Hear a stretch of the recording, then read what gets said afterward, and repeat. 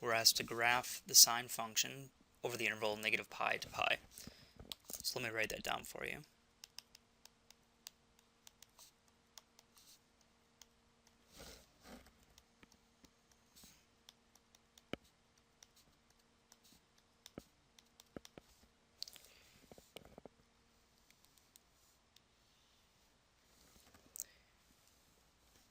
Let me do it this way. We've really got two things going on.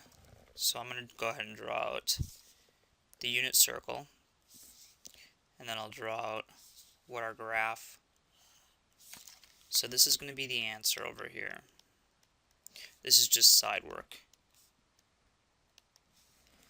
So here's negative pi, here's positive pi.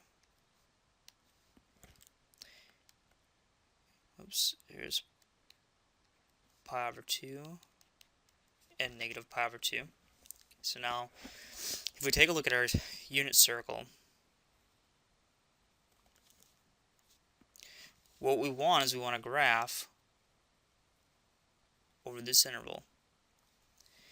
So at negative, so here's negative pi over 2, here's pi over 2, and at negative pi over 2, we're at a height of negative 1.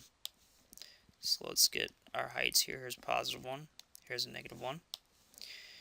So at negative pi over 2, we're at negative 1 for our sine value. Oh, excuse me.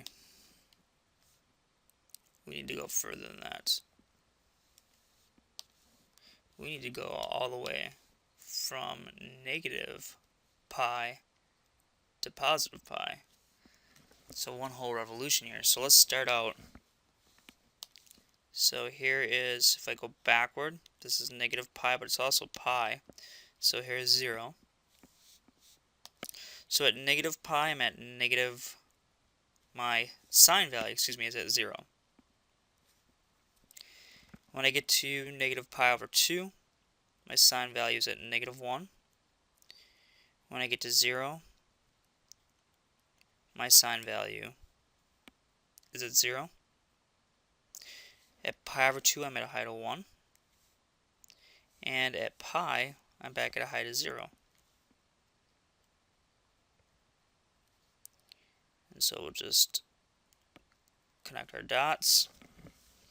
And this is sine between negative pi and positive pi.